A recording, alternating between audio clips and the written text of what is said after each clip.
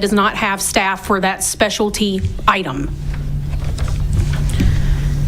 And also, Berkeley, the funds to pay Berkeley was in the budget that was adopted on May 28th of last year. The insinuation about me creating positions or spending money that is not allocated to me, once again, false. The Director of Facilities was in the budget approved by the Board of Supervisors. The Bills Appropriations Claims is all in the packet tonight. There is nothing in that budget that I spend that is not approved by the Patrick County Board of Supervisors. If the Patrick County citizens or Patrick County Board of Supervisors does not like something in the budget, then that needs to be directed to staff to amend the budget. But I do not spend money outside of the budget. And I was an economic development and still consider myself an economic development practitioner for years. We keep talking about how poor Patrick County is. Patrick County is going to stay poor if every time our elected body wants to invest in Patrick County, we are met with just gut everything, cut everything. Who wants to invest here if we do not invest in ourselves?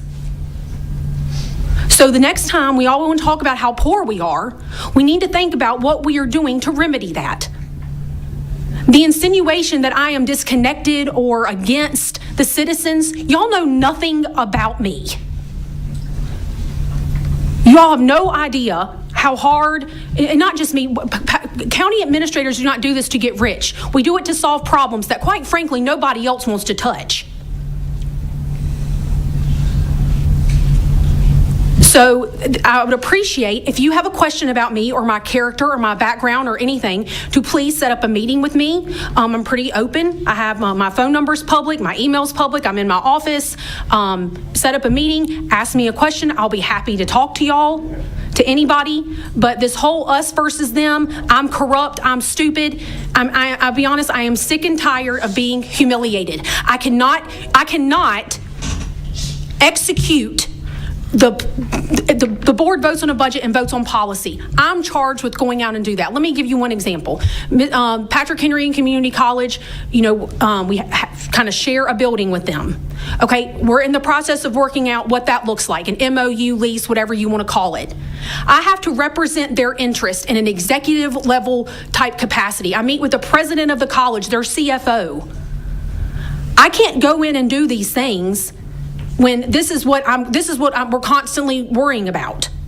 And I'm constantly getting accused of being corrupt or dumb or disconnected. And I know this is completely out of the realm for a county administrator to speak during public comment, but as everybody knows, I recently had children, and I'm not going to continue to let their mother be humiliated for no reason by people that know nothing about me.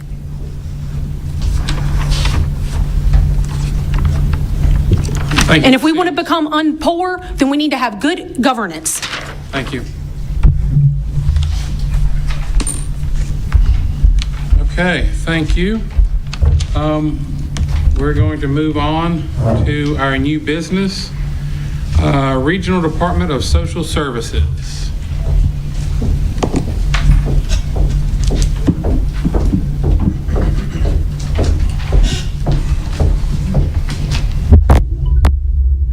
Good evening. I'm Jennifer Lilly, and I am the Western Regional Director with the Virginia Department of Social Services. As you're aware, we have been providing some intensive support to Patrick County over the past year, and we're here today to offer our support in regard to an ask. And with me today, I have Andre Richmond, who's our Western Regional Administrative Manager, Ty Parr, who is our Local Engagement and Support Director, and speaking on behalf of the Virginia Department of Social Services this evening is Mr. Carl Ayers, and he is our Deputy Commissioner of Human Services.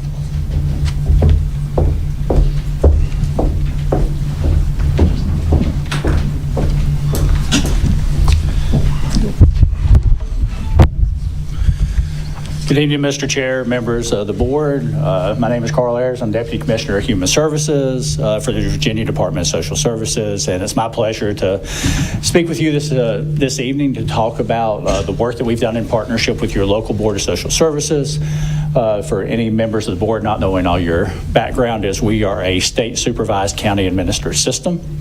So that means I am responsible for the state side of this operation in partnership with 120 local departments of social services, including the one here in Patrick County. The work that we have been doing directly with your local department has been ongoing for an extended period of time. We did enter into a corrective action plan with your local department to address some ongoing concerns during this past year. So we did that back in May.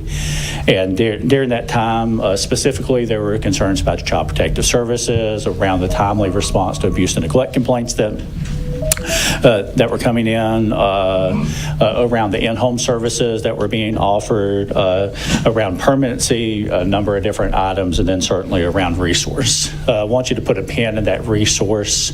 And what I mean by resource is that is your foster homes, things along those lines that are approved as a vendor relationship for how we make payments from that piece of it. During that time, our regional office has been in the county on a regular basis, many times, multiple times a week. So Ms. Lilly and Mr. Richmond primarily have come down here to discuss the work that we've been doing, including a ton of in-person technical assistance, doing Teams meetings that we do with the leadership on a monthly basis, doing data support, strategic consultants that have come down and looked at your data, showed the department how to use the data in order to make the decisions that are appropriate for your citizens of Patrick County, and then certainly the children that end up in the custody of the local board.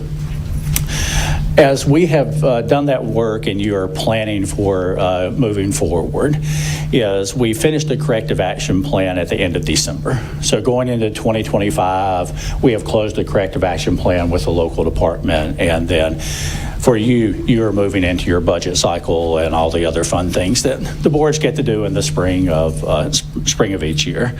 And so a couple of concerns just to bring to your attention as you're working on that is the department uses,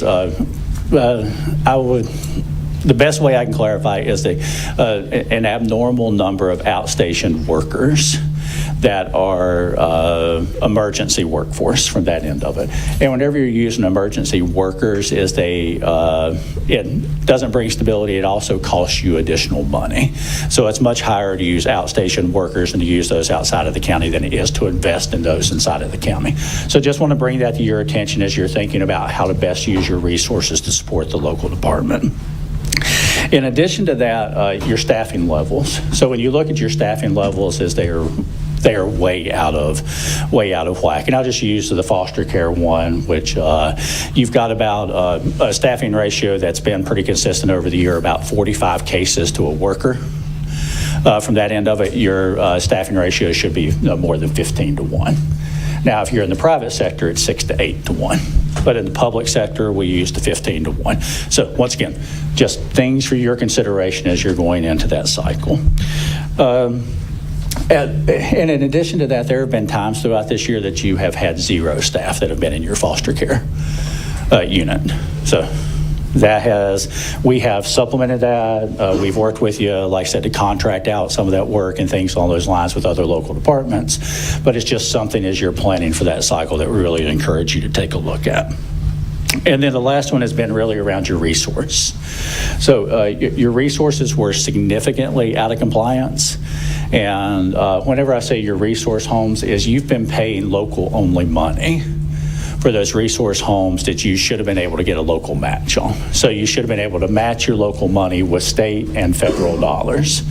But you have to have the cases up to compliance. You have to do all the requirements that are in that in order to bring that local match down. So what I will tell you is the amount of money that you have spent on your local in the local only payments is, if you funded the staff to do the work, you would actually come out financially better off. So when you think about that, I just want you to understand that here from my end of it, I want to get you all the state funding that we can get you, the federal funding that we can get you, so it eases your local burden for that conversation. But part of it is you need the staff to do the work so that your cases are in compliance so you can bring that money down to you. So a couple of things as we go into the end of our oversight in this corrective action planning process, and you're entering into that budgetary cycle, is just for many of you that don't understand the complexity of the DSS budget. And if you've not, then you're going to learn how complex those are. And then you throw CSA on top of it, which many communities, CSA is not the DSS budget, but it gets combined into those conversations because in many localities, CSA ends up being run in conjunction with your local department. So it's a really complicated conversation. We will continue to be there to support you as you move forward. And we'll continue to offer any services that we can on behalf of the state as you continue to improve the services to your citizens of Patrick County. So with that, I will be happy if there's anything I can answer, or if nothing else, just to tell you that we are here as your partner to continue the work going forward, and we'll be happy to provide any support that I can. And as a Wythe County resident, I'm just right up the mountain from that end of it, so always happy to come down and provide any support that I can as well. So with that. Can I ask a couple questions? I don't know if they're Certainly, going to Mr. go towards Chair. you or our local DSS. If they're not in your realm or you can't help me, please Yes, let me sir. know. So we're spending lots of extra money that we shouldn't be because we're basically doing some paperwork wrong and we're not getting money from the state or feds. Is that correct? That is correct. So we're footing a whole lot of the bill that we should be getting some reimbursement for. That is correct. Okay. Have we figured out how to solve that problem, or is that? Well, we have helped you solve that problem, Okay. but we cannot staff your agency Okay. going forward. So that's where we are turning it to you to say, part of it is, and the big part of it is a staffing issue within your local department to do that work. So do we have the positions available and they're just not filled, or do we not have them there? So my understanding, and if I say this wrong, Jennifer, the regional office can come up again, is you don't have the positions that are available in order to do that. You've had a staffing issue where you haven't had positions filled, but your staffing ratios are out of compliance, especially in the foster care side of it, which is where you need what you need is you need 2 additional positions within that to bring that caseload down to the maximum, which is 15-1. And then that is the one that deals with your resource home issues that you've had your issues in as well. So it would be tied to that. So what you're telling me is we need to basically create 2 additional foster care positions and have them staffed in order to get down to that, you said 15? 15-1. 15-1. Yep. So 15-1. And also what I said, just to bring you back, is the money that you have spent in local only expenditures would cover your local match for those 2 positions. So it's already money you're putting into that department. You're just using it to actually fund the positions to bring down the additional federal money. And so you could do it within the budget as you've been working on it. So I just want to make sure that's an important, because as Board of Supervisors members, you're always looking at that bottom line going higher. It's about using the money to pull down that match instead of just paying for it local only, where we can't get you any money to match that money with. So do our local DSS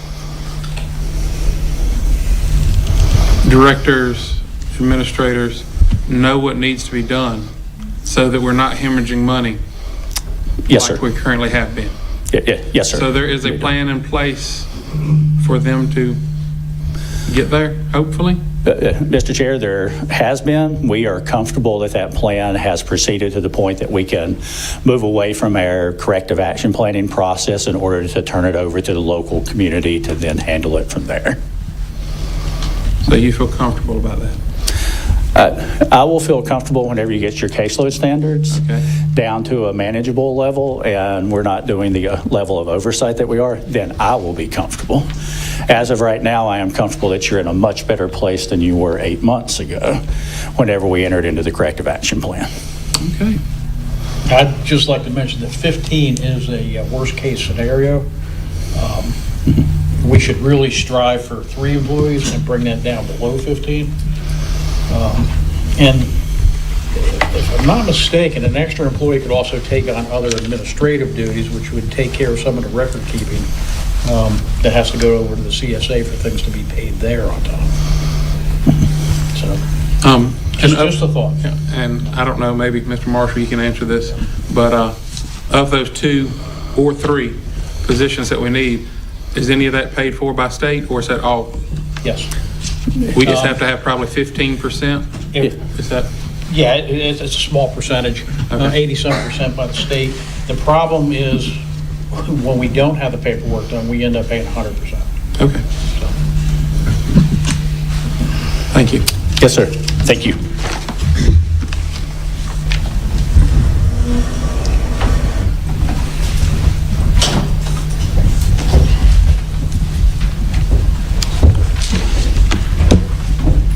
Okay. Up next, under new business, we have the Berkeley Group with the Planning Commission work update.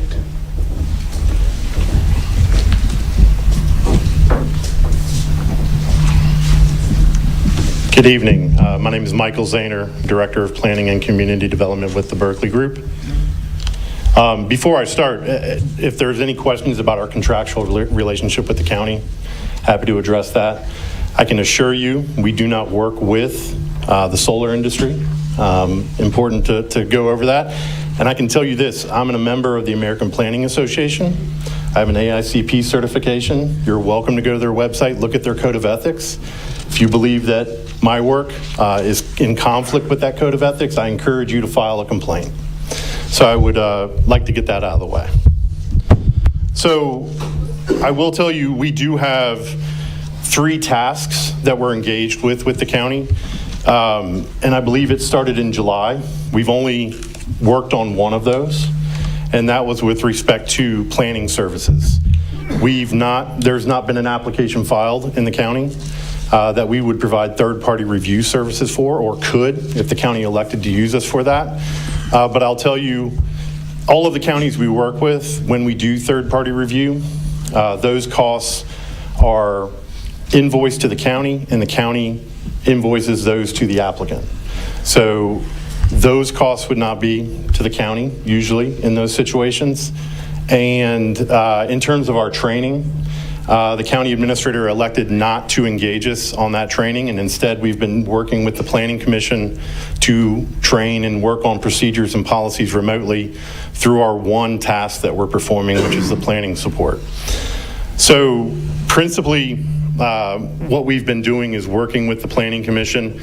Many of you all, I believe, joined us for a joint meeting over the summer. I provided you with a PowerPoint that we discussed at that time, but we've been working to review your current policy, your comprehensive plan policy for solar facilities, as well as your ordinance. And I wanted to give you an update on where we are with that. Maybe a preview of what we hope to bring to you maybe in a few months. So essentially, I gave you a memo. I gave the existing policy and ordinance that you have, a draft, very rough drafts, and I'll explain what those look like and why they, kind of where we're going with those. Drafts of the revised policy and drafts of the revised ordinance. Also a memo from the chair of the Planning Commission commenting on those documents, and the PowerPoint presentation from this summer.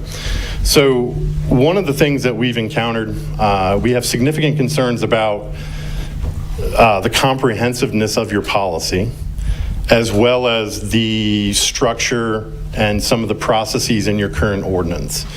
Because you don't have zoning, it is imperative that, in my opinion, that your comprehensive plan is very robust. Because the only review that you have for solar facilities is the 2232 review under 15.2 2232 of the state code, which basically allows you to allows the Planning Commission first and principally to evaluate whether a project is in accordance with the county's comprehensive plan. If we are working with a locality that has zoning, what we usually end up with is a policy document that speaks to what you all see, the Planning Commission, the community, the board, what you see for solar facilities in the county, where they should be located, how they should be sized, the proximity to one another, proximity to municipal boundaries, and on and on. And then we have an ordinance which talks about process, application requirements, and objective standards. Objective standards. What are your setbacks? What are your distances? What are your sizes? What is the height of equipment? The challenge in Patrick County is that you don't have zoning, and what we understand under the state code is that you're locally enabled through zoning to regulate for solar facilities. Absent that authority that you've elected not to use, you have to rely on the 2232 review process. Procedurally in your current ordinance, it talks about an application coming to the Planning Commission, then going to the board for final action. That's not what the 2232 review statute describes. What that statute describes is the Planning Commission receiving that application and voting on it. Applicant can appeal that to you all. The Planning Commission has to issue a report to you all. You all can do nothing. You can receive that report, or you can elect to overturn the decision of the Planning Commission. But that's not the process that's described in your current ordinance. So that's one thing we want to focus on and fix.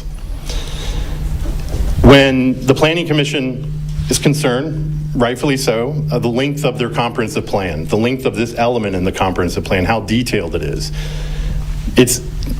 And I think I said this to the Planning Commission, when we're writing these, we're not paid per sentence or word. We're paid by time, and we're billing you for a set number of hours, and that has not been an issue to this point. But we don't look at the plan by its length and evaluate whether it's good or bad based on the length of it. We look at whether it's good or bad based on how comprehensive it is and how much it ensures that projects that come before you are in keeping with the goals and objectives of the county. So one of the things we're trying to tackle is making sure that the objective standards in your ordinance today, that they are put into your comprehensive plan as evaluation factors. So that's why you may end up with a comprehensive plan section that is longer, appears to have more content than you normally would have in there, appears to have content that looks regulatory in nature, because we have to put it in there as an evaluation point for that application under the 15.2-2232 review process. We want the ordinance to focus on how to make an application, what's the content of that application, and what's the process, period. That's it. So that's kind of where we're going with this, and I think there were some differences of opinion with the Planning Commission about this, and we did meet with the chair following his memo and following this discussion, and I believe he understands our perspective on it. I wanted to make sure that we got direction from you all and that you all understand our perspective and how we're proceeding and drafting this. And I'm happy to answer any questions about that. So based on your experience, Yes, sir. and I'm not really sure how to word this, so what you've been talking about is getting ourselves sound and our ducks in a row, so to speak. So if that ordinance and that comprehensive plan isn't precise, that opens the door for someone that wants to bring these things, as some concerns were brought out earlier, that would open the door for these companies to come in and go through the court system, and we lose the ability to control this. Is that? I am not an attorney. I would defer to the county attorney, but I think in my experience, the state of your current, ignoring the comp plan, the state of your ordinance and the processes and procedures don't align with our understanding of how they should be. And that would be concerning to me as somebody that's been practicing land use at the local level for over 22 years. And that would leave us as a county very vulnerable if. I would be concerned about it, yes. And again, so your role is to help us ironclad that and strengthen ourselves in the direction we would like to go. Absolutely. And again, I could frankly care less about what the industry would like. I want to know what Patrick County wants. If Patrick County says, this board says, well, we don't want them, we can write your policy to describe that and make it as defensible as we know how to make it, working with the county attorney. If you say, well, we want them, but we only want them in these narrow, meeting these narrow standards, we can do that. I can assure you that if anyone would go and ask someone in the solar industry how they feel about the Berkeley Group, they would not be favorable. So, our number one goal, none of our clients are public entities, or private entities rather. They're all public entities, local governments, regional governments. So, we're in this to help you, help your planning commission divine what it is they want to see out of these projects and commit that down in your policy and your code. Thank you. Yes, sir.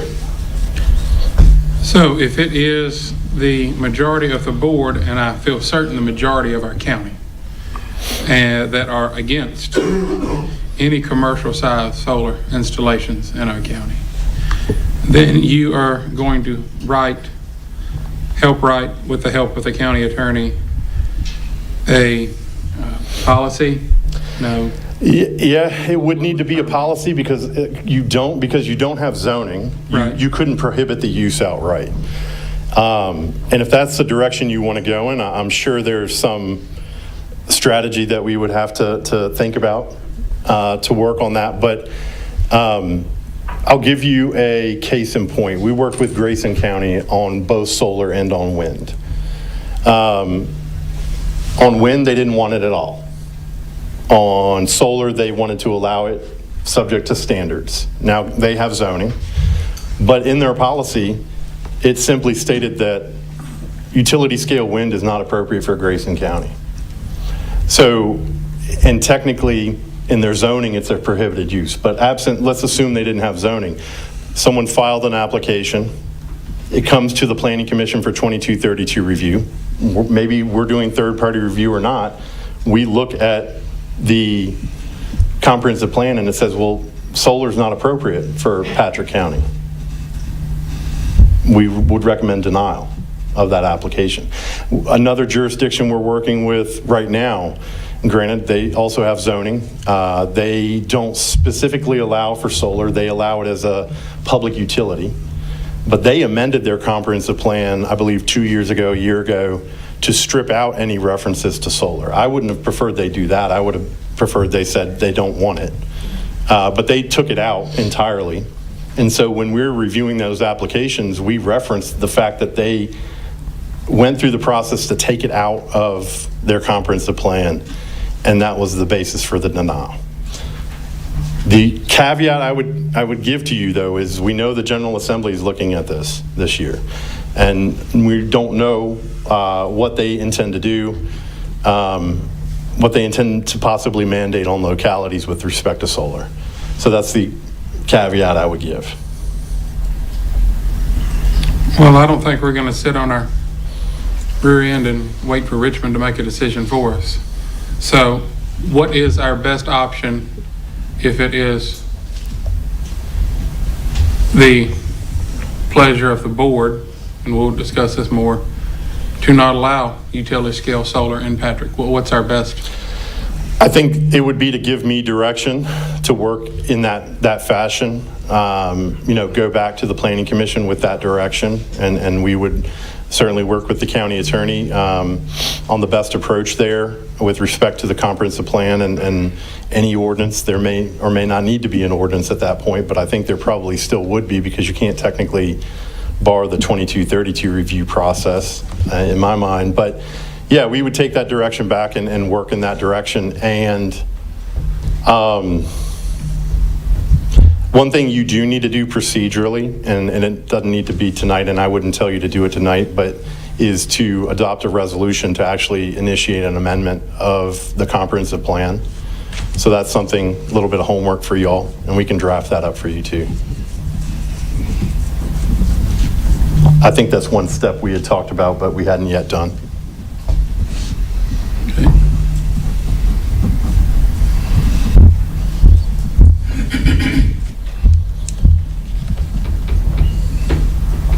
I'm just looking back at my notes. When we had public input on solar, we had 22 people against solar and 1 for it on March 11th of last year.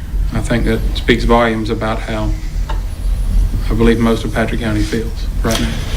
Yeah, and I would tell you, this process is a little more direct and maybe abbreviated than processes that we work with in other communities. Some communities, they really want to understand what the public support or opposition to solar is. You know, we'll do surveys, community surveys, open houses, forums. However, you feel you need to be informed to make an informed decision. So I can't tell you that I wouldn't recommend that, but if you feel confident in terms of the direction you want to proceed, I'm at your service. Any other questions? Okay.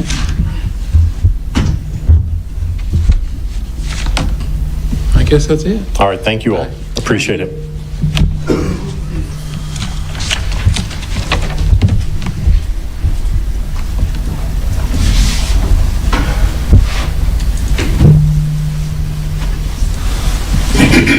Next on the list, we have Mr. Zach Church, Director of Engineering for River Street Networks.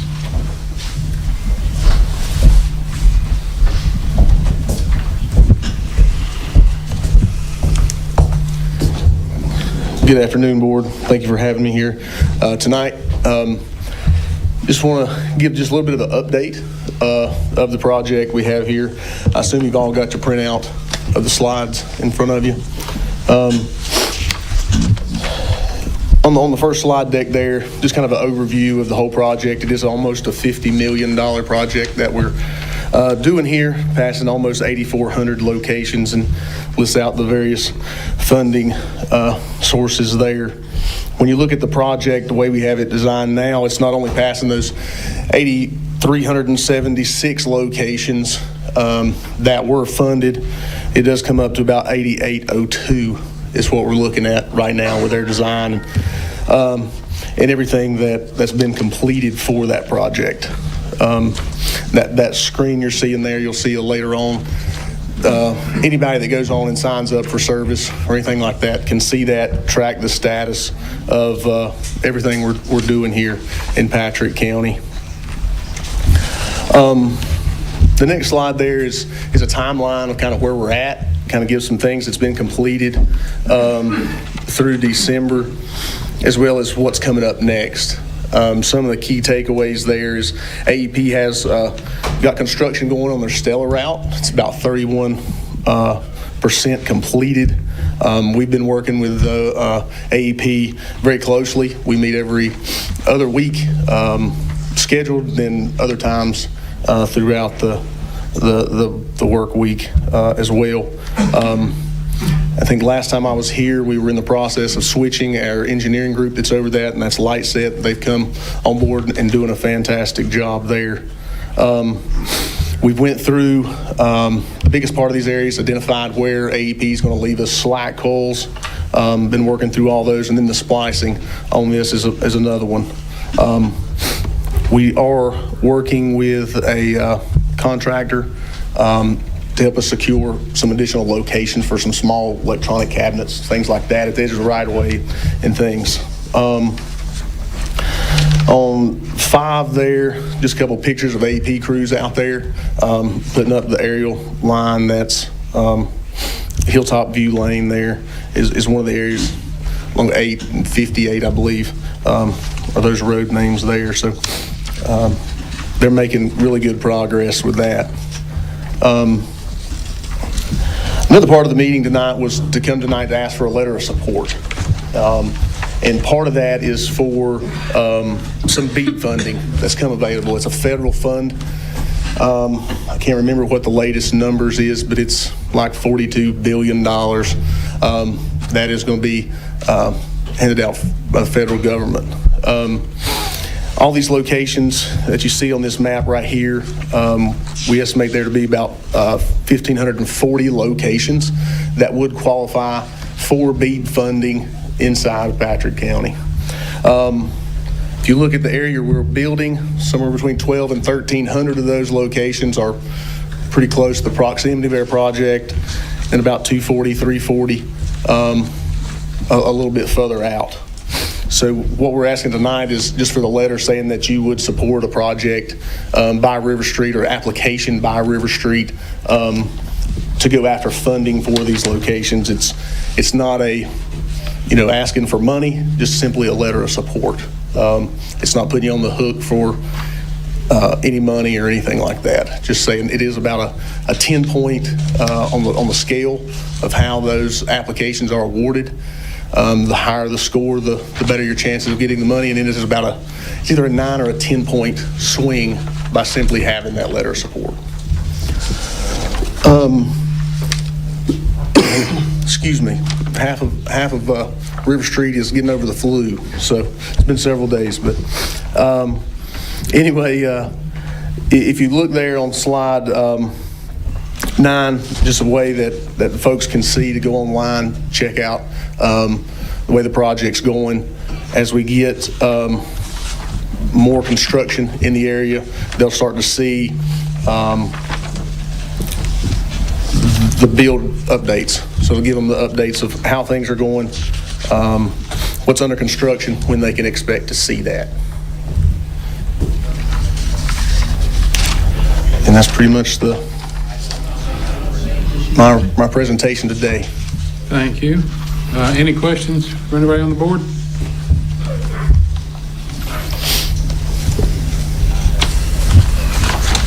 So we will need a motion to have a letter of support for River Street to continue their work in Patrick County. I'll make a motion for a letter of support to River Street. I'll second the motion. Okay, Mr. Marshall. Aye. Mr. Kendrick. Aye. Mr. Perry. Aye. Mr. Ogilvy. Aye. And I vote aye as well. Thank you. Yeah, thank you.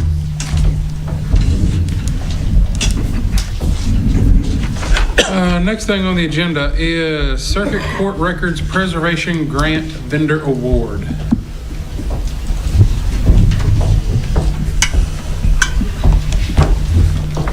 Good evening, everybody. I'm Morgan Booth from the clerk's office.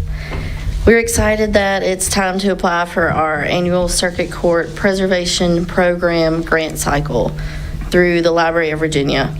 So I'm here to request the board to choose a vendor from the 2 quotes you guys were sent. This grant is done a little bit differently than normal grants. The Library of Virginia representative comes to our office to examine our records and provides us with a statement of work. And then the 2 vendors approved by the state come out and give their quotes. So the statement of work is for marriage licenses dated 1791 through 1853, which would end up being about 1,100 documents. The vendor would be digitizing, deacidifying, encapsulating, and posting the licenses in binders. So CoFile quoted us at $22,000, and the HF group quoted $8,000. For as long as I've been at the court, we've used CoFile, and we've never had any issues with them. After they take the documents to their facility, if we have a request for anything, they send us a copy within the hour of asking. So my recommendation would be CoFile. We know we can trust their work, and all the records and the binders they come in would be uniform. I appreciate your decision. I'm open to the HF group as well. My recommendation is solely because of my experience with CoFile. So thank you for your time, and if you have any questions, I'd be happy to try and answer those. I read through this an incredible amount of times, and I never could understand the difference between the huge price gap. I think CoFile is the top vendor of the state, so they may, price a little. What I noticed was Co-File was quoting 500 and some pages for each section, but HF Group was only quoting 200 pages. Is their quote actually valid? I mean, to me, it looks like we're quoting apples and oranges. I did not notice that. I apologize. They're supposed to be the same. Because the page counts are Amount. way off.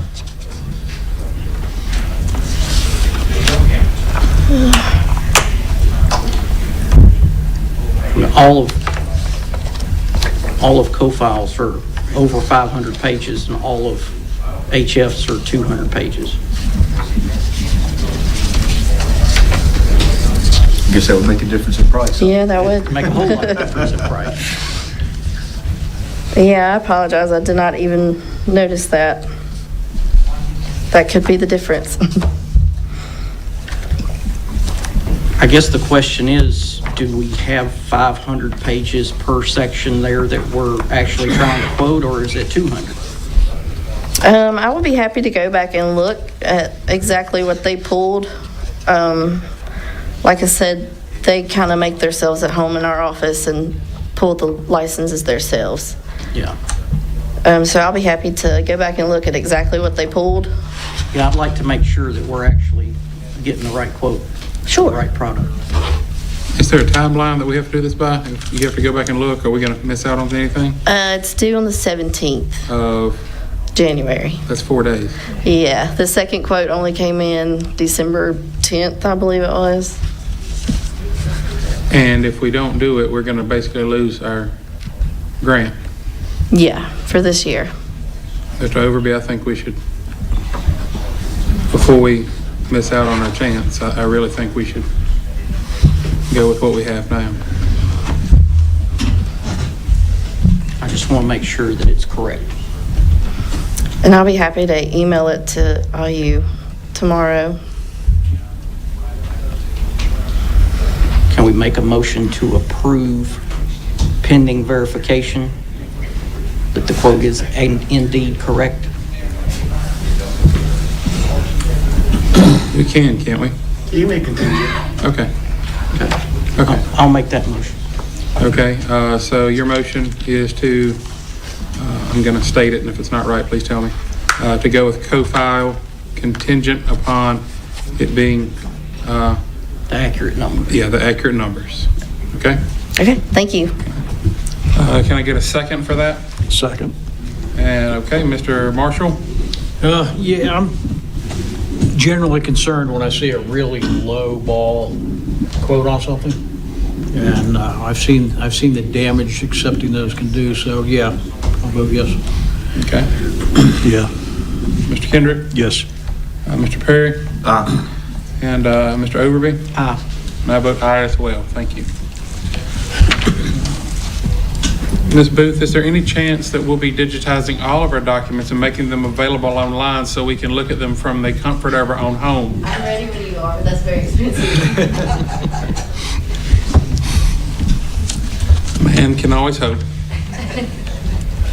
Okay, we are on the resolution of support for the Blue Ridge Parkway, the Blue Ridge Parkway Foundation, and the Blue Ridge Rising Initiative.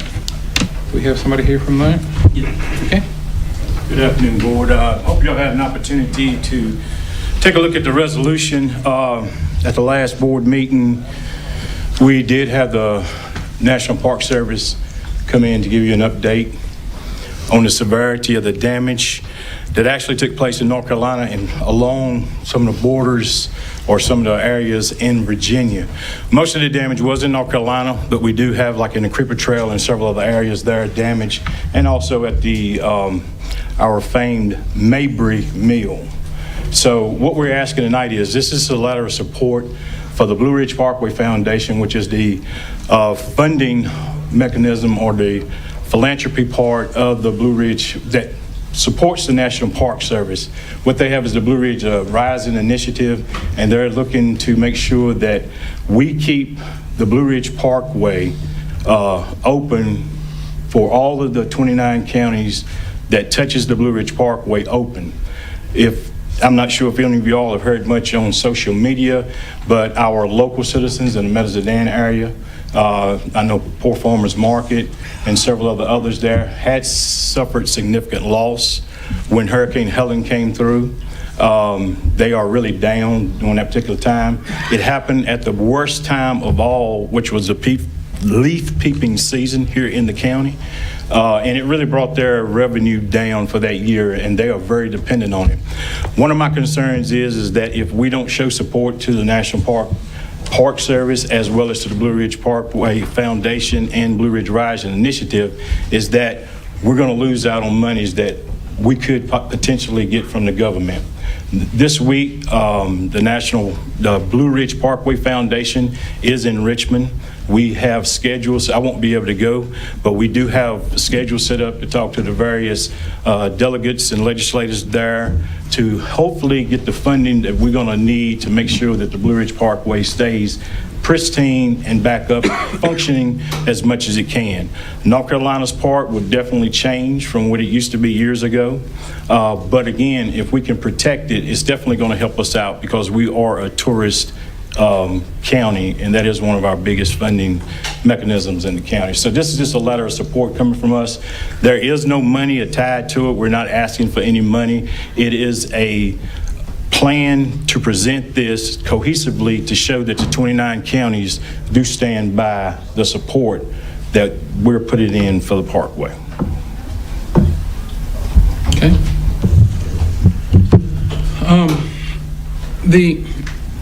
I think you can probably answer this for me. The Blue Ridge Rising Strategic Plan. Have we seen an actual copy of that? You should have. It's been a while ago, but I do have extra copies I can give you to let you see what the comprehensive plan is. Okay. My only question before we vote on that is I'm looking, if anybody's looking at it on their screen as well, it said we're advocating for full funding and implementation of the Blue Ridge Rising Strategic Plan to enhance visitor experience. I don't remember exactly what the strategic plan is, and I hate to say that we're going to give full funding and full support for implementation of it if I don't really know what it is. The Blue Ridge Initiative Rising is again coming through the Blue Ridge Parkway Foundation, and what they're doing is they're wanting to make sure that we have a plan in place to keep the Blue Ridge Parkway open. It is the most visited parkway in the system. So their comprehensive plan is how we're going to take a look at educating throughout the Blue Ridge Parkway. We've got protection of environments to make sure that the view sheds and all of that is taken care of. And it's just a comprehensive plan, just like we would have here in the county, stating the actions and the procedures that they will take over the next several years to make sure that the Blue Ridge Parkway stays intact and we don't lose what we have in that park. Okay. And I can get you a copy of that too. We would just like the letter, if we could, tonight to be signed. And again, this is just support of it. There has been several handouts given, but again, we can get that to you tomorrow if you'd like to do the same thing with the last vote, to let you take a look at the comprehensive plan. Thank you. So everybody on the board has the copy of the resolution in front of you. Anybody want me to read the entire 2 pages aloud? No. Okay, thank you. So if I can get a motion to accept the resolution to support funding for repairs and strategic implementation of the Blue Ridge Rising along the Blue Ridge Parkway. I'll make that motion. Is there a second? I'll second. Okay. Mr. Kendrick? Aye. Mr. Perry? Aye. Mr. Overby? Aye. And I vote aye as well. Thank you. All right, thank you.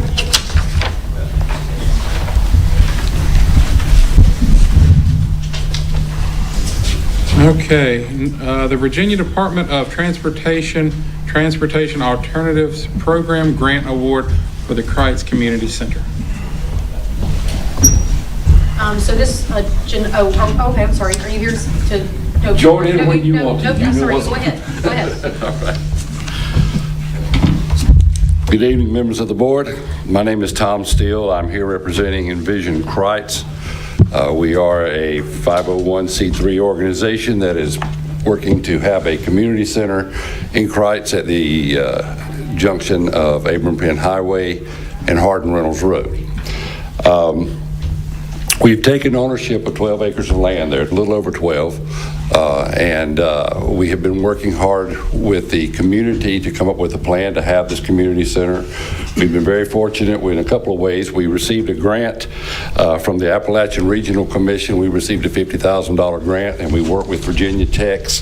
Forgive me, I got to look up the name of their organization. It's the Community Design Assistance Center, and they have come up with an absolutely beautiful plan for us to have a super nice community center there, complete with playgrounds, walking trails, picnic shelters.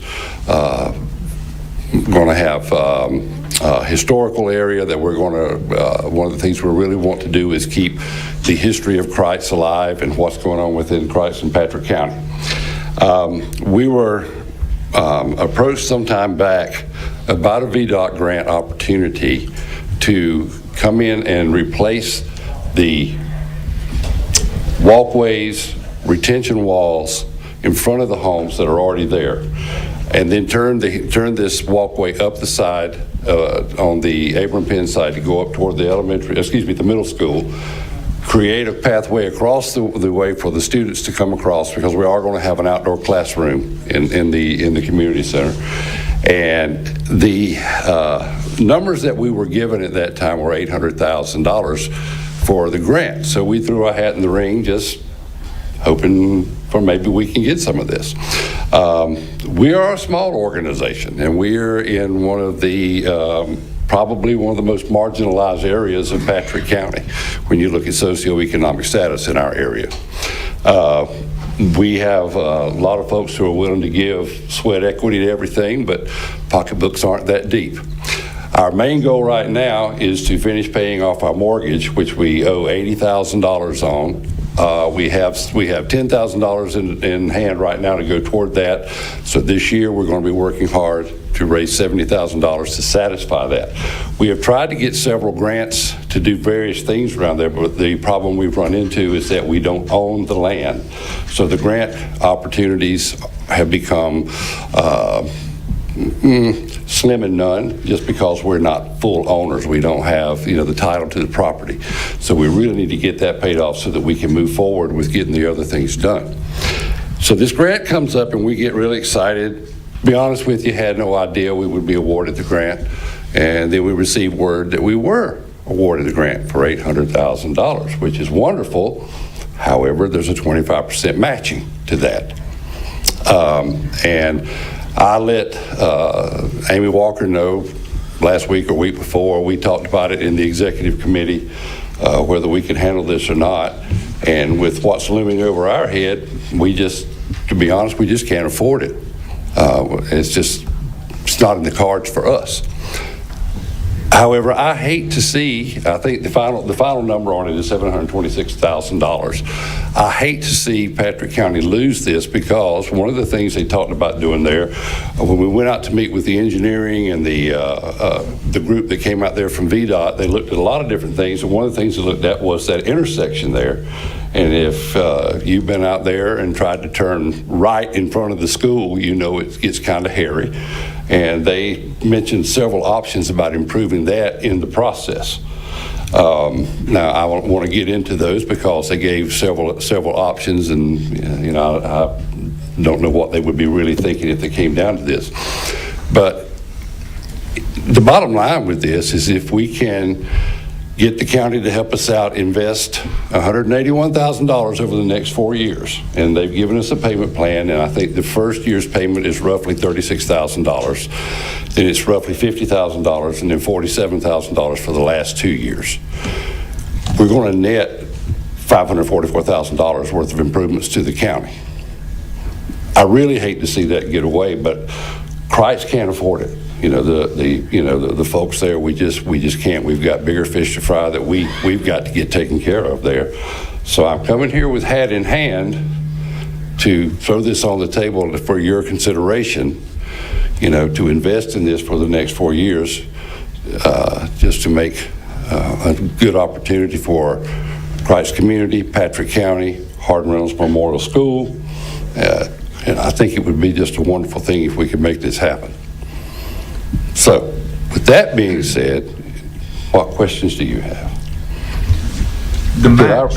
Before we get to questions, did I Is there anything I left out as far as that, as far as the numbers go? I don't think so. You know, the reason this came to the Board of Supervisors was, you know, the agreement had to be signed by the county committing to the match actually last month in December.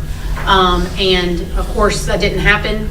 And so I didn't believe that we should just let it go without it coming to the board. There are 3 new board members that are on the board now that weren't on the board when this grant was first applied for in September of 23. So, I mean, the main reason it's on the agenda is just to let everybody know that, you know, the grant was applied for. Unfortunately, Envision Crates can't meet the match. But I just wanted to make sure everybody knew, you know, that this was going on.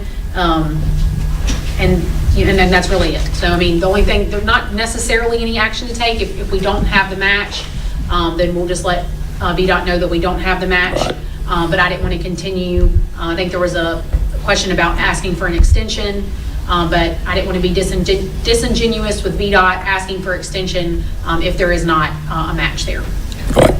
So you said that you need a $181,000 match, is that correct? Correct. And on top of that, $70,000 more to actually purchase the property? No, that's on us. That's on you? That's on us. We like I said, we just can't go toward this $181,000 until we get the match, the property purchase so that we can apply for other grants,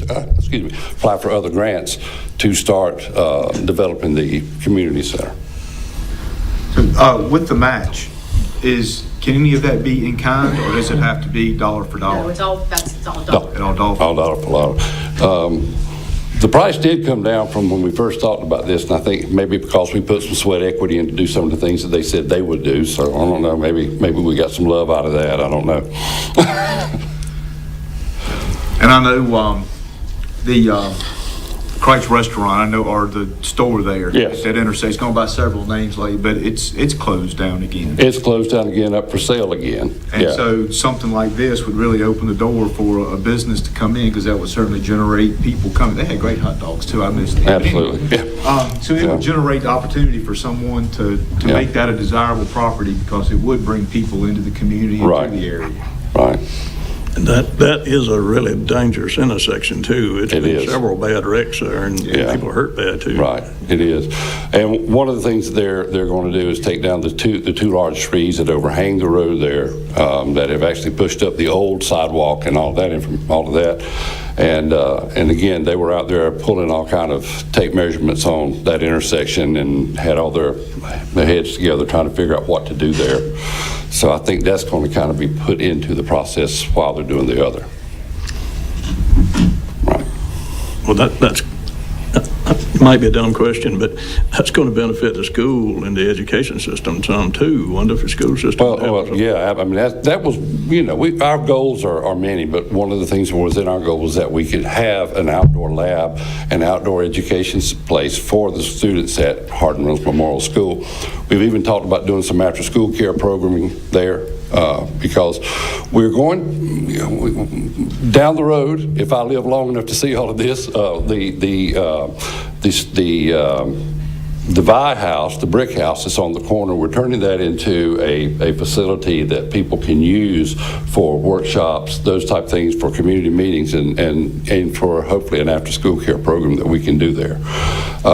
Again, we've got 3 walking trails. One that's ADA approved. It's already laid out. We've started kind of developing that one. We've got another one that's kind of out there for folks like me who can't do the hard climbs anymore. And then there's one, if you've seen the gorge at the far end, you're going to have your hiking shoes on to go up and down that one. So with that, we've got playground. We're planning on having an outdoor theater / classroom there, where we can have musical events, community events, those type things. The picnic shelter, the design that Virginia Tech has come up with for us is absolutely beautiful. I mean, it's. To be honest with you, when it's all said and done, it's going to be a pearl of Patrick County, and that's where we're going with this thing. Well, it will probably even help tourism, because there's a lot of history involved in all of that right there. So maybe tourism give us part of that grant, and school system part of it. And in conjunction with with the homestead there, so that Yes. would kind of extend Right. walking trails and stuff. Right, and actually, we recently found out that we didn't know that we could have access to crossing the road down past the property to the Reynolds Homestead property, but we can. It's actually close enough that we can put a crosswalk there, and we can have access to all the walking trails. Well, they're actually logging trails, but we'll make them walking trails before it's over with.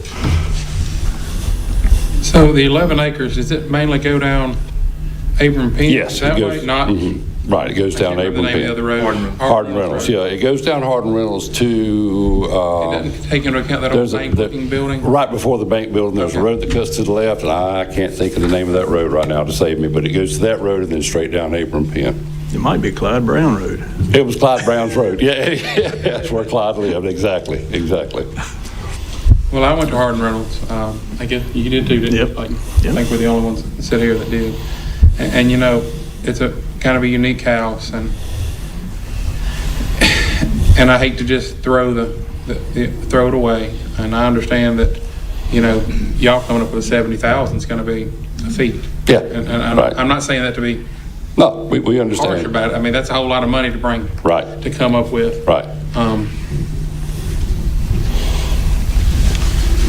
And we don't have it in our wallet to do $181,000. I know that's over 3 years, but that would, I think the first one I saw up here was what, 72-ish thousand? No, that's changed. The updated I got, it was $36,000. Right? Have you seen that? We put in exactly what the funding schedule that VDOT sent us that Right. we have to commit to, is Okay. what's in this. Okay, now what Amy sent me, what are you showing there, Beth? Do you have that? Amy sent me an updated one with 35 and change, as I Okay, recall. but the total is still the same, okay? Right, Yeah, the total right. is still the same. What it does is it spans it over 4 years instead Right. of 3. But the total for the county would have to match 180,000 is still, yeah. Here's my comment, and then we can vote on it if we like. I personally would like to write a letter to VDOT to ask if we could extend it, mainly because I have a deep down feeling that the vast majority of people in this room in Patrick County have no clue what Envision Kreitz is. That's just my opinion. I'm not going to ask for a show of hands because it might make me look ridiculous if everybody raises their hand. And I think you need a little more time to get the word out there. I'm not saying you're going to get in a lot of money, but it also gives us as a board a chance, I think, to hear from our, the people that elected us. Is this a worthy cause for the county to take on? Because, I mean, you're looking at what, $181,000. That's a pretty good little chunk of money at that point. So that's my comment to everybody on the board is I think if we could see if VDOT would extend that, even 6 months, to kind of get the feel of the people in the county and see where they want to go with it instead of us making a hasty decision tonight one way or the other and possibly giving that money away when lots of people were, for it. And I agree with what Mr. Kendrick said. If it's done right, which it sounds like it will be, I think it will bring people in. Kreitz was a hub. Absolutely. 150 years ago. Absolutely. 100 years ago. It's a great story to tell. Yeah. It really is. Yeah, I hate they tore down all the old Hardin Reynolds apart. Sometimes I take the old yearbooks to school and say, hey, would y'all ever go to school here? They're like, that's nice. I'm like, well, that was Hardin Reynolds a few years back. But anyway, that's just my opinion, but I'll leave it up to the board to see what they want to do as far as any type of motion or what they would like to do with the resolution or anything. I'd like to ask a couple questions. Sure. Procedurally, this was brought before the board in September of '23. And at that time, it was, according to the minutes, approved contingent upon receiving a letter from the Kreitz Community Center confirming the county will not be held responsible for matching funds. Was that ever received? A letter from Envision Kreitz? Well, it says in the minutes, the Kreitz Community Center. Okay. I mean, my question is, did we get the cart before the horse applying for this grant? As I recall, and trust me, my recall is not what it used to be, but as I recall, we received a letter from the county or the board, and I forgot who it was from, basically showing support for the project without any financial ties to it. Right. I'm pretty sure that's what we received, and I'll be honest with you, I thought that was kind of where we were at that point, and I didn't take further action. Okay, so it sounds like to me then that we applied for the grant, or we passed a resolution at the time that wasn't inclusive of all the requirements, because according to the meeting minutes, we should have had a letter saying that we were not going to be liable for these funds. Right, from us. It just seems like we have these problems all the time where we apply for grants that have matches, and then people have to come back to the board, well, now we don't have the money for the match. And then it's on our shoulders to fund it. I mean, I would love to be able to do this, but we just had 3 meetings over raising taxes to pay for a $50,000 HVAC system at the library. Right. And I find it hard for us to just blanketly approve $181,000 pretty much out of the blue because we didn't know that this was coming. Well, and we never expected the board to pay for this. If you want, this is a Hail Mary, to be honest with you, because I met with my folks on the executive committee with the Vision Christ, and we all agreed that we just can't. It's out of the question. And I let Amy Walker know that we couldn't do that everybody voted no. And then we just thought, well, let's just see if we can get help. If you can, it's great. If you can't, we understand. I mean, I didn't come here with any intention that you all are going to be jumping up and down and saying that's an absolutely wonderful idea. I understand money's tight. I mean, I got it. Again, this was just throw it out there and see what happens. If it sticks, it sticks. If not, it doesn't. I would move that we request an extension from VDOT before we commit to matching funds. Now, and by extension, can I get clarification on that? Extension to accept the... For us to continue to... Gotcha. Okay, I want to make sure I was with you on that. I'm sorry, I keep bumping the microphone. I talk with my hands, forgive me. I don't want to flat out have us a vote here today. Yeah, right. Be denied without... Fair enough. Everybody considering the options. Right. Fully understand. So that's my motion. Okay, thank you. Do we have a second to ask VDOT for an extension for the $726,641? I'll second that for an extension. Okay, we have a second. Any other discussion? Okay, Mr. Marshall? Yes. Mr. Kendrick? Aye. Mr. Perry? Aye. Mr. Overby? Aye. And I vote aye as well. Okay.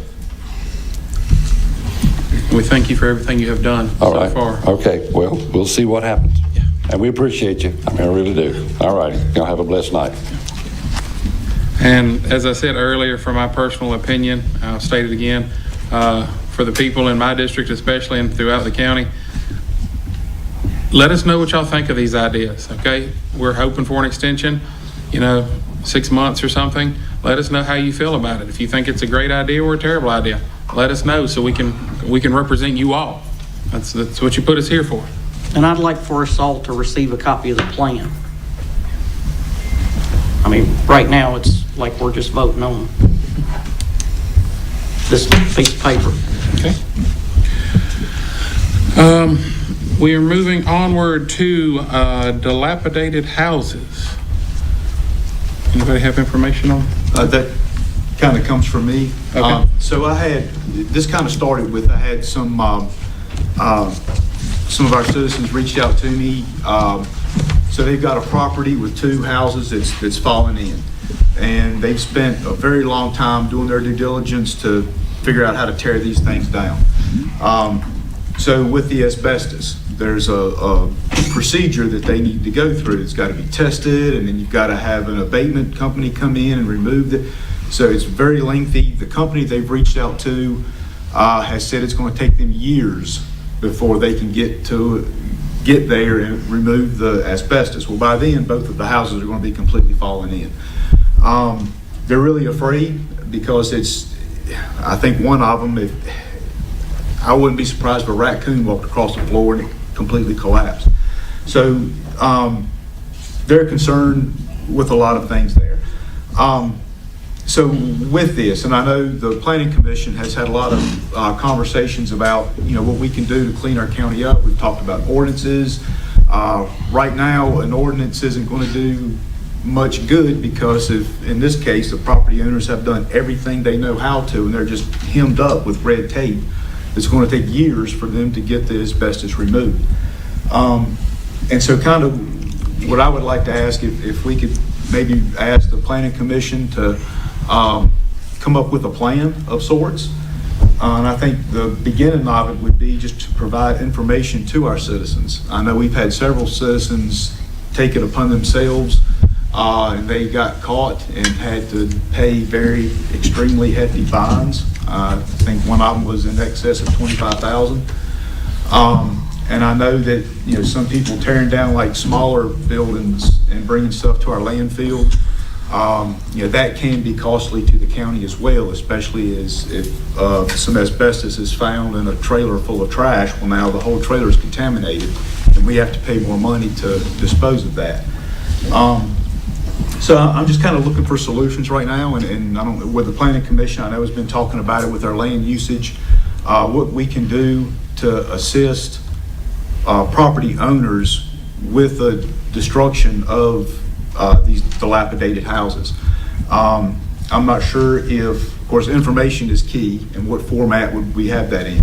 And then secondly, anytime you've got a specialty group that's overseen by OSHA and it's going to be extremely expensive that the majority of our property owners can't afford, is there a foundation out there that maybe the county could be a conduit for to connect that property owner with a foundation to help them remove the asbestos? I don't know if there's a grant, that maybe we would have a grant period to where a property owner can say, yes, I would be interested in that, and then the grant would say, well, we've got X amount of dilapidated houses with asbestos on X amount of properties, and our goal is to reduce this. I don't know what that would look like. So, and that's kind of the discussion here is to develop a solution to help property owners with the asbestos so that they can demolish these dilapidated houses. Okay. And it would be a voluntary thing. So like if we demand something, then we're going to have to, but if we could, again, have a solution where we could help the property owner maybe find some money, or I guess the carrot method right now to help ease the burden of the property owner. Okay. So any other comment on these, what term did we use? Dilapidated houses? I think what we're looking at is a resolution of the hazardous materials, right? As a county, since that's a dangerous item that's in the county. Not so much that we would be demolishing houses, but maybe help with mitigation of the asbestos. Right. I think someone spoke on that here tonight. Dangerous substances. Sure. And, we I should don't definitely. know if the Planning Commission would be the place to ask, if there's a better entity in the county to look into it, research, do the homework, and get back with us with some solutions. Okay, but you're not talking about necessarily funding coming from the county for any of this? Correct. At this point? Okay. Correct. Okay. So, I'm looking at my notes here. We don't have a resolution or anything for that, do we? Not that I've seen. We just need to provide direction to the staff and the Planning Commission to look into any, maybe how do other counties handle that, and go from there. And I do know our building inspector has been helpful. And matter of fact, I need to get back with the people that got in touch with me, that we have found some other companies that may be able to get to them a little quicker. Okay. So again, just to the county as a whole, providing that information, this is who can help you, these are the steps you need to go through, and hopefully it'll save them from huge Okay. fines as well, and we can get. And we believe that the planning commission is the best place to do that? You think? I think, and if anybody has any other comments, we've got our planning commission here, if he would like to yay or nay. You'd probably just like to have a few more members on there right now. And there's that. So if it's okay with the rest of the board, then I'll have the planning commission and the staff look about the ways that we can serve kind of as an intermediate somewhere in there to help with that at no cost to the county. Correct? Okay. Mr. Kendrick, you had something else to add under new business that I did not write down in time. It was Brightspeed. Okay, so we'll go ahead and go to that then? It'll be short. I'll Okay, let's go to that then. I make it apologize for not writing that down in time. That's fine. And I'll try to make it short, but ain't nobody here from Brightspeed, I don't guess. I did send an email this morning. It's the same problem that we've had from the citizens over a long period of time. And the last time we did, they had some representatives come in, and Scott Stradler, I believe it was a supervisor, and he was really good. If you had problems and nobody could get them fixed, he'd jump right on it. You send him address, phone number, and in a few days it's fixed. But they've transferred him down to North Carolina doing broadband. I talked to him today, and he said he don't have anything to do with it up in here. And the one person that's a supervisor over it is over about 3 counties, and one of them's Franklin County with Smith Mountain Lake and all that. But I had one lady that lives pretty close to me, and I'm not going to call her names on none of these. She contacted me last Friday and said that her phone was out. She'd had a stroke. She had bad health problems. Her phone and internet both was out with Brightspeed. Her cell phone won't work without internet Wi-Fi calling, so she's got no way to call help. And then she sent me another message here a little while ago or today. They said that there are 9 widow ladies living by themselves in the 3 miles from the fire department to my house. Without dependable home phones, our lives are at risk. When you can't call for help, since most cell phones don't work, that is not good for Patrick County to have Brightspeed.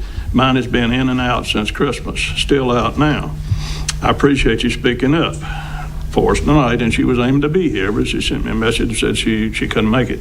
And I put it on Facebook, on social media, asked them for some pictures or people that was having problems, and just real shortly I got 12 different people.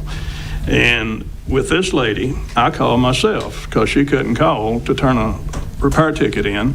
The first time I got somebody that I couldn't understand, and I don't think he knew where he was at either. He put me on hold for 16 minutes and then hung up on me.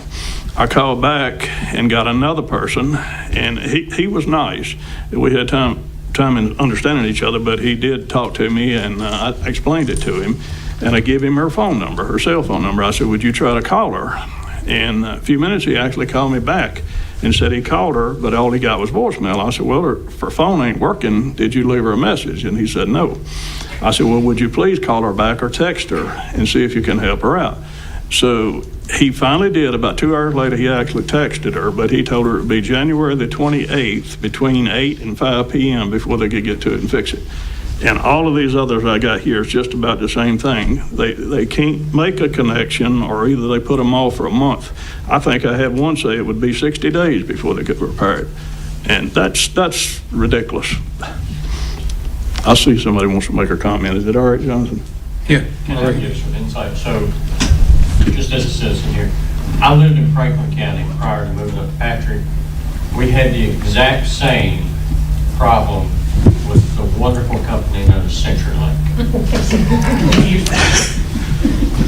Very wonderful. But the same problem with them not being able to get service, landline service, internet, God forbid internet.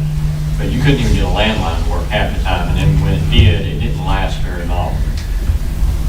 If I remember correctly, a lot of people had to get together over a broad area of the state, and legal action ensued because people couldn't even call 911. In the area that I lived in Snow Creek, cell service did not exist for a very long time. So landline was our only option.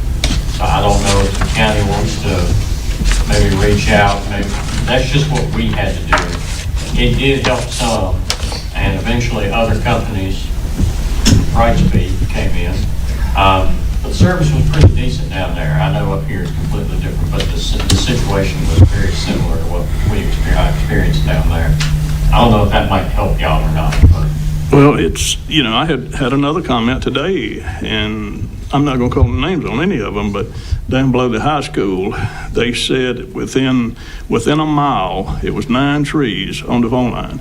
And they had contacted Brightspeed, and Brightspeed said there wasn't nothing they could do about it because they didn't have any contractors contracted to cut trees off the lines. And so, I don't know. There's still a 20-foot ladder leaned against a pole that's been there for 2 years if you need me. Well, I wish we could send out something, maybe contact somebody. That one you give me an email to contact, I sent him a message this morning, never replied to it. So I wish we could reach out and get some contact some way where we could get some help on some of that stuff. We can reach out to the contacts we have and ask them to come to the February meeting, if that's okay with the board. And I think I'm sorry, I don't mean to interrupt. I think it was the SCC maybe. I think they had to get involved. I mean, it was a big to-do, but progress eventually ensued. There was just molasses, so. It just looked like last year they did pass a thing, so even if you don't have service, you've got your satellite on your cell phone, so you should be able to hit 911, and I think that should go through even if you don't have cell service.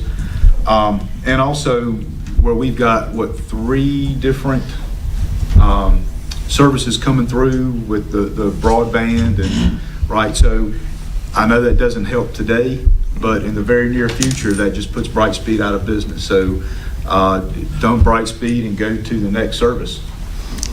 Yeah, it's just bad on people right now, and the broadband's so far behind. The fella from River Street, I don't know if he's still here or not, but anyway, when I was at VACO a while back, I went to one of the committees on broadband. And I had already heard from Floyd County that they had 100% coverage if people wanted it. They said not 100% connected, but 100% available if people wanted it. And when I went into that hearing, the lady was bragging about Loudoun County and Prince Edward County and all this, that, and the other. And I told her, I said, well, would you punch up on that screen Floyd County? She pulled Floyd County up, it said 100%. I said, well, push Patrick County up. She punched it in, and it was 47%. I told her, I said, that's a lot different than 100%. And I said, we probably wouldn't have that 47% if it wasn't for Spectrum coming in from ARED area and, and Infinity, where they came in and run that 57. If we didn't have those two, tell them how low a percentage we'd have. And I think we're pretty close to the lowest in the whole state. So, anyway, I'll quit. Okay, thank you.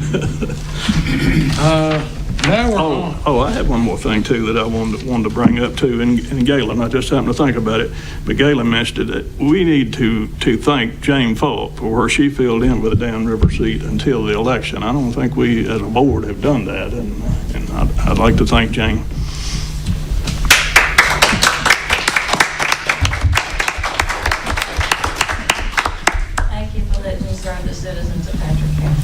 Thank you. We're now on to old business. The 2025 Board of Supervisors retreat. So the Board of Supervisors requested for staff to help them schedule their 2025 retreat. So I did a survey of the board to work on schedules, and the 2 dates that looks like would work for everybody would either be February 11th or February 25th. Those are both Tuesdays. We started, the board started a strategic planning last year with Stephanie Davis from Virginia Tech. We've reached back out to her. She can kind of conclude from what she did last year. There are other options. You have UVA's Virginia Institute of Government. VACO offers some training, but I did check with Stephanie and she is available on those 2 days. If y'all would like me to look at other options, then we can do that as well. Okay.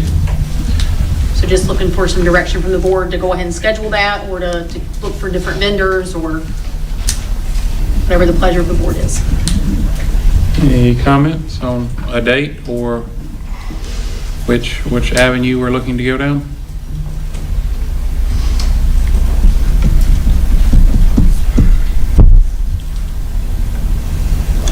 Okay, I'll go with February 25th, because nobody else is going with anything else. That's not a problem. I hate silence in a meeting. So if that suits you all now, what about we started the strategic planning last year at our meeting. We can continue that, or, I'm sorry, Ms. Sims, what was the other option? There's Virginia Institute of Government through UVA does some strategic planning. I think y'all have used them in the past. And then I reached out to VACO because some of the topics seem more, procedural, I guess, than long-term planning. They got back to me to say that they could present us like a proposal or something, but being General Assembly session and stuff, they haven't been able to get me anything.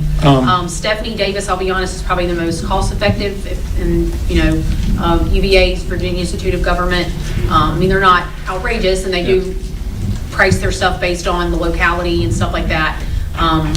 But Stephanie's very reasonable in that she specializes with communities of less than 20,000. That's why we went with her last year. But like I said, I can continue to reach out to others if y'all would like to have some options to choose from. Yeah, is it possible, since we're pushing it back to the 25th, for you to kind of get us a little paragraph about each one? Is that something that we could just Yeah, and I'll try to get them to give us a price quote to help. Yeah. Okay. And as far as the location, do we have? Last time we did it at the Reynolds Homestead. I would assume something like that is conducive again. Yeah, it's pretty cost effective to have it down there, I bet. So unless y'all have a problem going back down there. No, they're great hosts. They're wonderful. We'll have to get with them to see on their availability. Well, I think if they're available on the 25th, we'll go ahead and go back down there to the homestead. Okay. Is that all we need to do with the retreat part? Yes. Okay. On to reports. Administrator's report, Mr. Marshall. Do you have anything for us? When I'm hired as administrator, I'd be glad to. I'm sorry. I swear they're normally in a different order than that. I apologize. Okay. First day. Yeah, first day problem. I always thought we did the us, then. Okay, I apologize. I have to stay in order of the agenda though. So Ms. Sims, what do you have as far as the administrator's report? The only thing I have in addition to is just reminding everybody that county offices are closed on Monday, January 20th. Okay, thank you. Now to the supervisor's report, Mr. Marshall. Okay.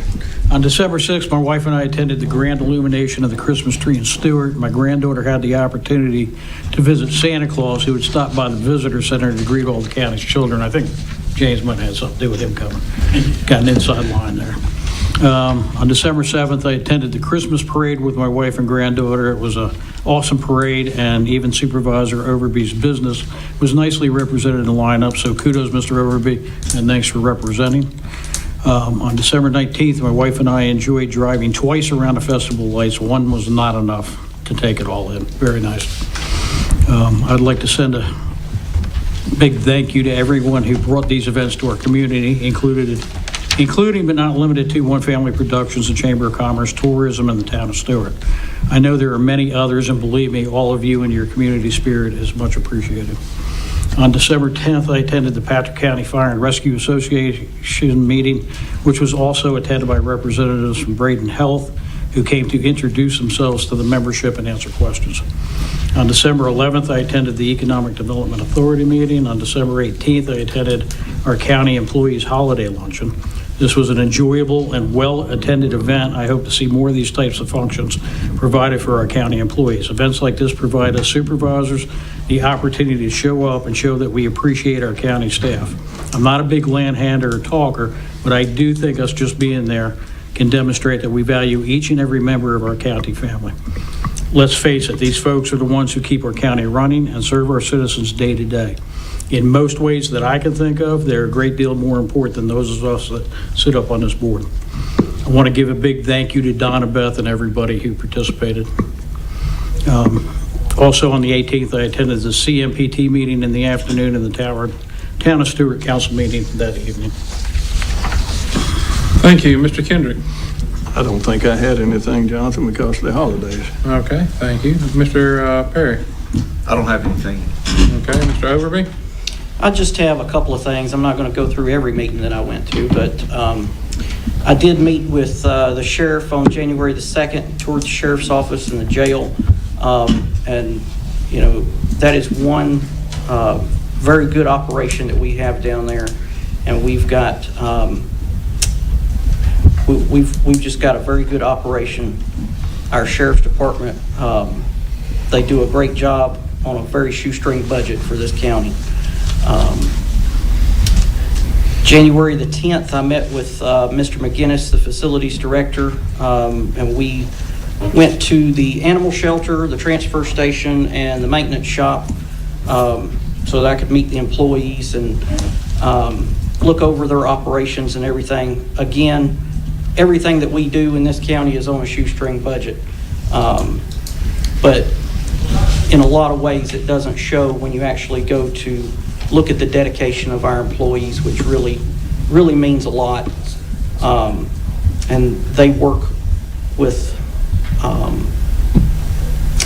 they do a lot of things with very, very short funds.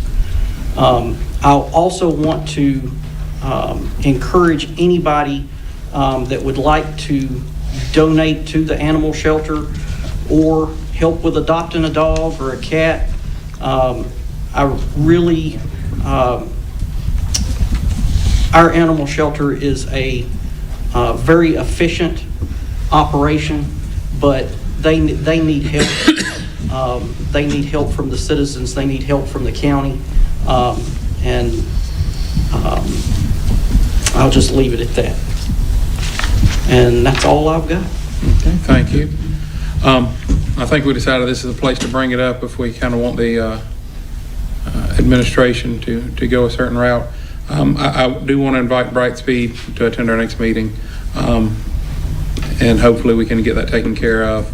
I also would like the Berkeley group to look about a resolution for the comprehensive plan, because I still think that the vast majority of people in Patrick County would much rather have Patrick County solar free than solar full.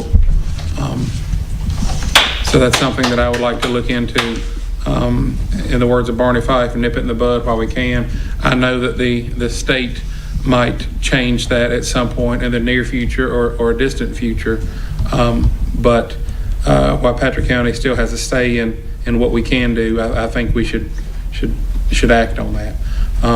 The Parks and Rec meeting was postponed due to the weather last week, so I don't have anything from them. So that's all I have. And with that being said, we are ready to go into closed meeting. If someone has that. Hey, you. So I'll make a motion.